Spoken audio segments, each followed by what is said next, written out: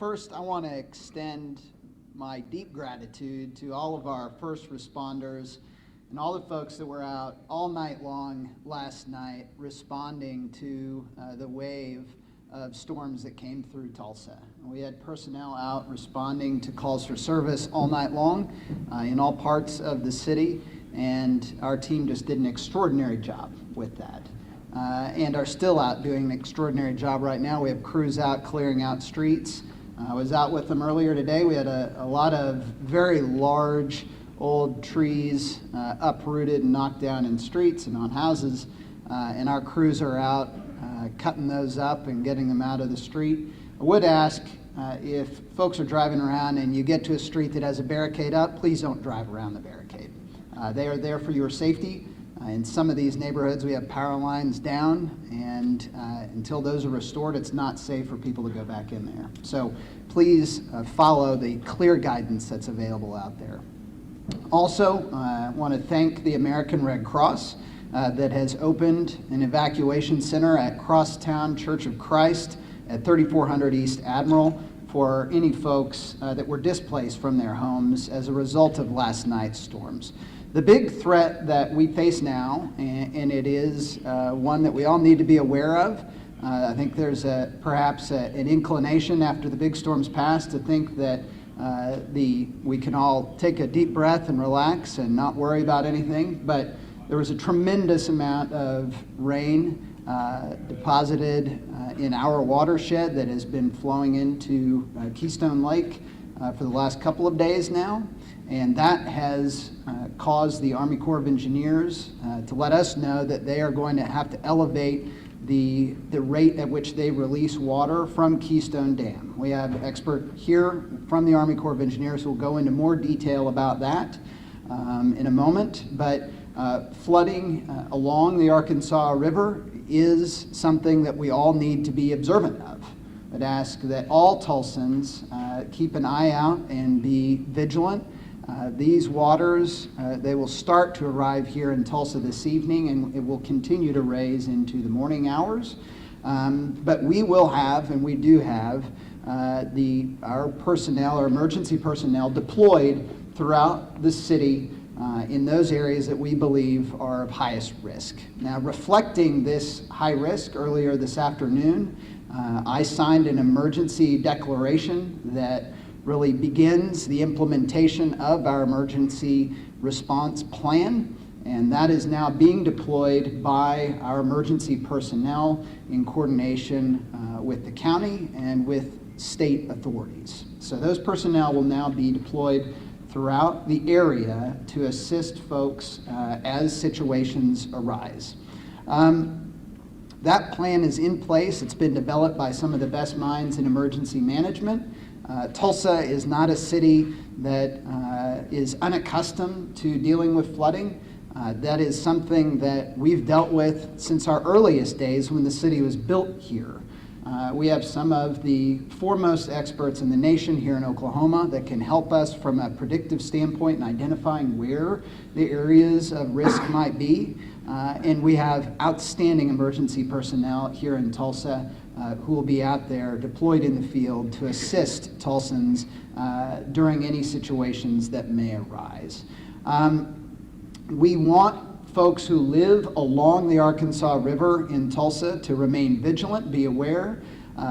Please keep a good level of contact both with local media, with social media. Our City of Tulsa Gov Twitter account is a really good resource.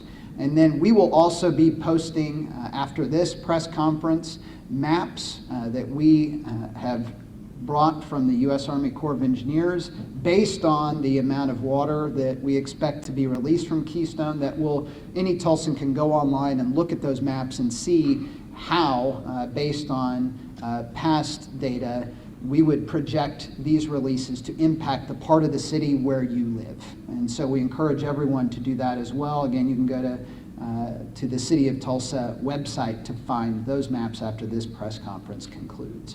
But again, I cannot say enough about the collaborative effort. We had folks in our Emergency Operations Center all night last night coordinating this effort. Many of us have been down there all day today. And it is a really good venue for bringing all of these personnel together into one place, breaking down any barriers of communication that might otherwise exist, so that we can all serve the citizens of Tulsa efficiently and effectively. And one of our key partners in all of this, of course, is Tulsa County. And so now I'd like to ask the board, chairman of the Board of County Commissioners, Commissioner Karen Keith, to say a few words. Thank you. Thank you. Thanks so much. As you know, we were busy at the levee. In the past week or so, did a lot of sandbagging just in preparation for something like this. So a lot of preparations have been done. The Army Corps of Engineers identified what they thought was an area that needed to be have some immediate repairs. They've done that. So lots of planning has gone into getting ready for today. So our levee commissioner is monitoring the levees. He's been out there all day long, and he says everything is going well at this point. The pumps are doing their jobs, and that's at the convergence of Big Heart and Harlow Creek. This is along New Bach Park, along Charles Page Boulevard. And so everybody, we want you to, again, pay attention to what's going on, especially if we're in one of these low-lying areas, but we have a lot of eyes on the issues. And our hydrologist from the Army Corps of Engineers is David Williams, and he has been monitoring and adjusting the flows from Lake Keystone. And remember that this has to do with the entire region. The Corps has to look at everything, not just our issues here. So he's got a lot on his shoulders, but Mr. Williams is here. Thank you. Thank you. So, as you know, for the past week, we've been releasing 100,000 cubic feet per second out of Keystone Dam as we've had repeated rain events upstream. And with the rainfall that occurred yesterday and last night, we had a tremendous amount of rainfall that fell above the reservoir, totals up to 9 inches, maybe more than that, areas of Pawnee and Osage counties. So the watershed did receive a lot of rainfall, and because of that, we are going to increase our release out of Keystone Dam this evening to 160,000 cubic feet per second. This will result in minor flooding downstream from the dam, but that release will continue, or at least our plan at this time is to continue the release through this coming weekend. So it will be a prolonged release of 160,000 cubic feet per second. As time goes on, we may make some adjustments to our plan, and so there may be some fluctuation in what that exact release rate is. But at this time, that is what we're planning to do. We are staffed with an expert team of scientists and engineers who are continually forecasting the inflow into the reservoir and have been doing so night and day, and we will continue to do so. So with that, I would like to introduce Mr. Joe Kralichek, who is the emergency manager, the director of the Tulsa Area Emergency Management Agency.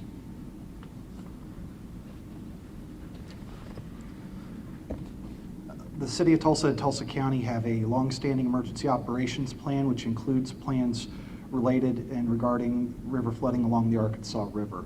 In regards to that, over the last week, we hit one of our trigger points, which is when the Army Corps releases 100,000 CFS. We begin planning and pre-staging of equipment and personnel. We've been doing that for the last week, and so as a result, I believe that we are as prepared for this release rate as any community could possibly be. At this time, we are continuing to monitor the situation very closely. We do not believe that there is any potential impact situation along the areas behind the levees. We believe those to be secure and sound in regards to this release rate.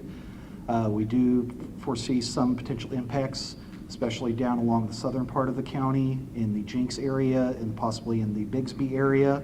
And so we do want to urge those residents of Tulsa County in that area to be ready, be vigilant, and to be prepared to evacuate if responders ask you to. We are continuing to monitor the levees, and some people may notice that we've brought in additional equipment. We've brought in 4 additional pumps to assist any sort of water which may build up behind the levee system, so that we can maintain the levees in a manner which will prolong their usefulness. At this point in time, we have established a emergency shelter out there at the American Red Cross, has opened one at the Crosstown Church of Christ.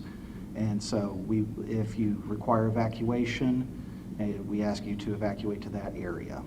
At this point in time, I would like to pass you over to Chief Ray Driscoll of the Tulsa Fire Department. Thank you. Well, thank you. I think the one thing I'd really like to reinforce is what the mayor said.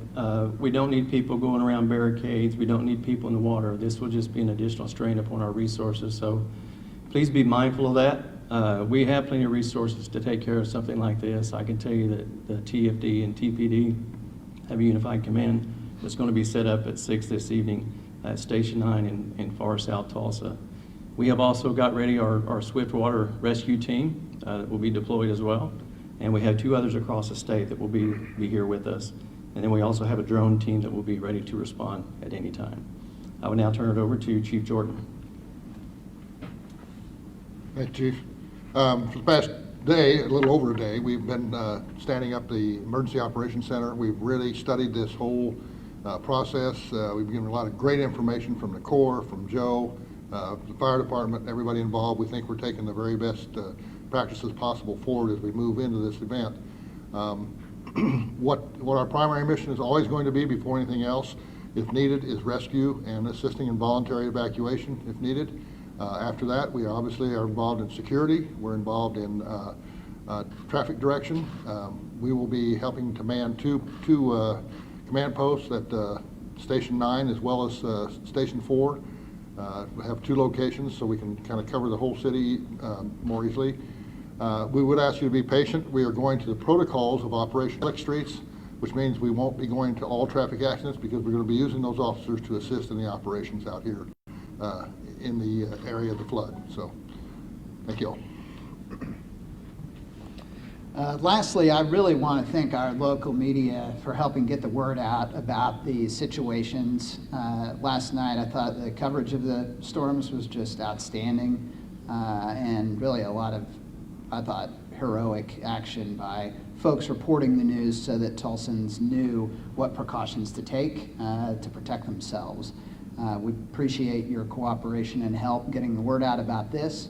As has been mentioned, based on the projections that we've seen to date at these release rates, the structural impacts in Tulsa are projected to be minimal. The larger concerns for flooding are more in southern Tulsa County. We'd be happy to answer any questions that you all have.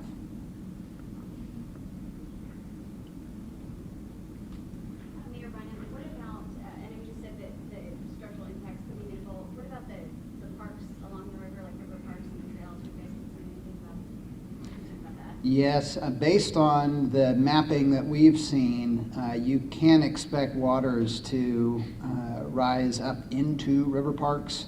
And that's one of the benefits of us having river parks in the way that we do, is that they serve as a buffer for this very type of situation. So there will be parts of river parks that we would expect folks to see water in. We don't expect this to adversely impact the gathering place. At this rate, we don't expect this to adversely impact Riverside Drive. But parks along the river, we are keeping an eye on. Do you all know approximately how many people might be affected in homes? I can speak for the city of Tulsa. At this point, we do not expect homes to be impacted in the city of Tulsa on the mapping that we have seen. I don't know if anyone wants to speak about anywhere else. Same for the county.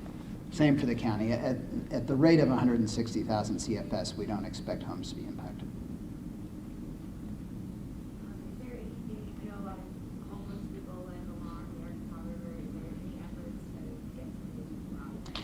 Yes, this is one area where I really want to laud the really collaborative working relationship that we have between the city of Tulsa and our nonprofit community that serves our homeless population. They were out, and the Levy District personnel as well. They were out last week warning folks to, if they were in camps or anything like that, that they needed to move. And because of that, we have a good feel for where folks if they're living along the river where they might be, where those encampments are, and have already been working on the last week to make sure that people aren't in the river channel, in the corridor that would be impacted by this. Is this going to be a gradual increase for CFS? You want to speak to that? So it is. We actually, whenever we make large releases from Keystone or any dam, we step that up gradually. So we actually went back to 100,000 cubic feet per second at noon today and are making changes every 2 hours. 120,000 at 2 o'clock, 140,000 at 4 o'clock, and then maxing out at the 160,000 at 6 o'clock this evening. Certainly. So the timing downstream, there is a travel time between Keystone Dam and areas within Tulsa. So you can expect to see that increase in flow 2 to 4 hours downstream if you're west of downtown, but more on the order of 10 to 12 hours if you're in South Tulsa. So you said you're going to keep the release rate, try to keep it about the same through this coming weekend. So this is something that people need to look out for the full rest of the week going into the weekend. That is correct. Whenever you fill the flood pool of a reservoir, which we're doing with Keystone and we have done in the past, once you increase that release rate, we'll continue at that release rate for several days so we can start to bring the reservoir pool down. Ultimately, it will take some time to bring that reservoir pool all the way down to the point where we're no longer in the flood pool, but we want to keep that maximum release rate that we're going to at 6 o'clock this evening. We want to keep that in place for several days so we can bring the pool down and have reservoir storage available for any future storms that occur in the next week or two. So when is the most accurate time that these areas you outlined will see flooding? Be as early as May or You will see the impacts throughout Tulsa by daybreak tomorrow. If we're going to 160,000 at 6 o'clock tonight, you'll see that by daybreak, and it will just continue at that rate through the weekend, is the plan currently. I just want to make sure, so you're saying the impacts will happen at daybreak, and I know we just said that homes might not be impacted, so then what, just a little confused, will that be street, just, if you can tell us exactly what impacts that we can expect? Certainly. So I'll defer to Mr. Kralachek for that answer. What we're looking at right now is that individuals and businesses in the following areas will need to take precautions in case of potential flooding. In Tulsa, we're looking from 121st to 131st from the Arkansas River to Sheridan Road. In Bixby, from 151st to 161st from Memorial to the Arkansas River. From 161st and 171st between Mingo Road and Garnett.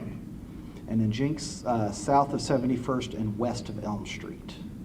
So any businesses or individuals who have residences in that area need to take precautions now and be ready to move. And what precautions would you suggest? At this point in time, they need to have a preparedness, they need to have a kit prepared so they can leave and estimate to be out of their house for a period of time.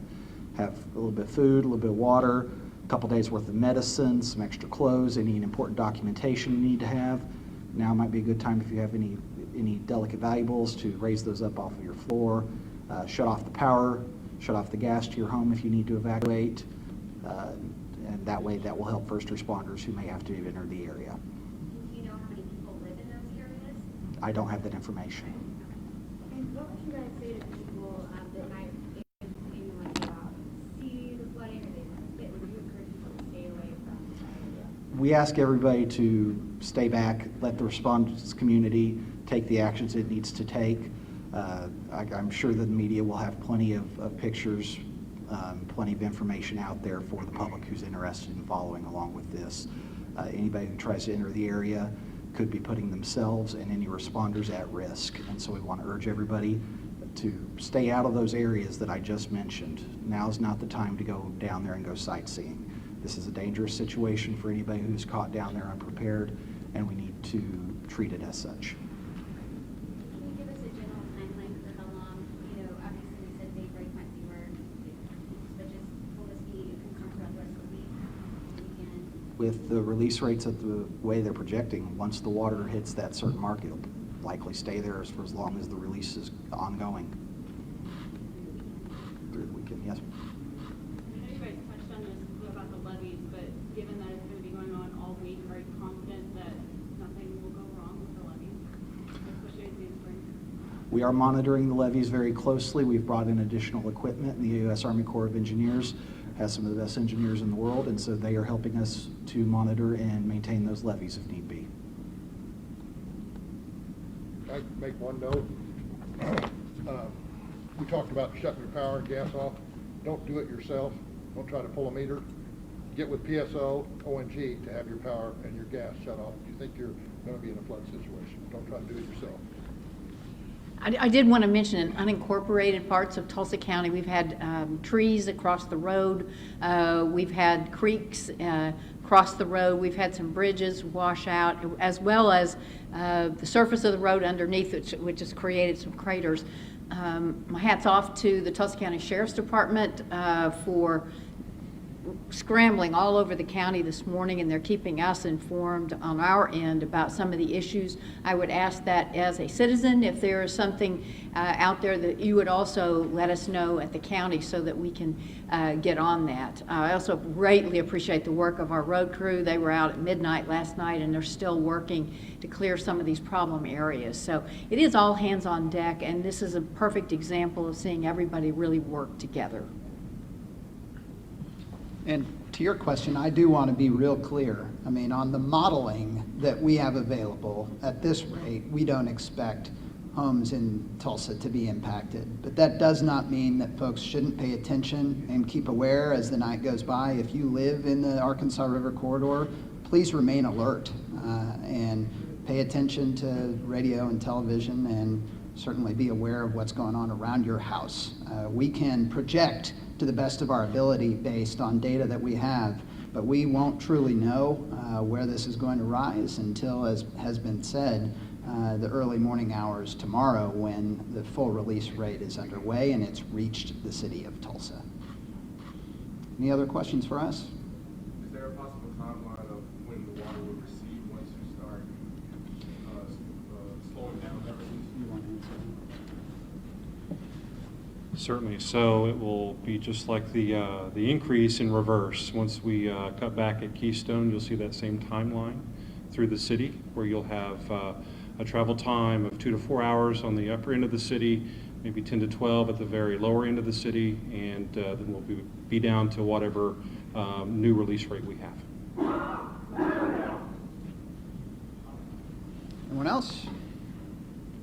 And just, sorry, one more question, but I've seen a lot on social media, and I think we do kind of see some posts and stuff when we have weather like this. Anything that you want to say to reassure those people that are saying, oh, you know, they're very concerned, rightfully so, but just something to kind of reassure those folks that maybe living in some of these areas that, Well, I think, the standard rule that I always follow is to hope for the best and plan for the worst. And that's what we're focused on doing right now as a team. And it's incumbent upon every Tulsan, when you're thinking about protecting yourself, your property, your family, to remain aware of your surroundings. And we want to make folks aware of this potential situation. We know that the water rate, the flow rate out of Keystone will be going up at a rate that we haven't seen in over a quarter century. And so we want to be prepared for that. And we have the team in place to respond to those situations, but we need everyone in Tulsa to be vigilant on their own behalf to make this as safe an outcome as we want it to be. Thank you all very much for coming out. Of course, anybody up here will be available for individual interviews if you'd like. Thank you.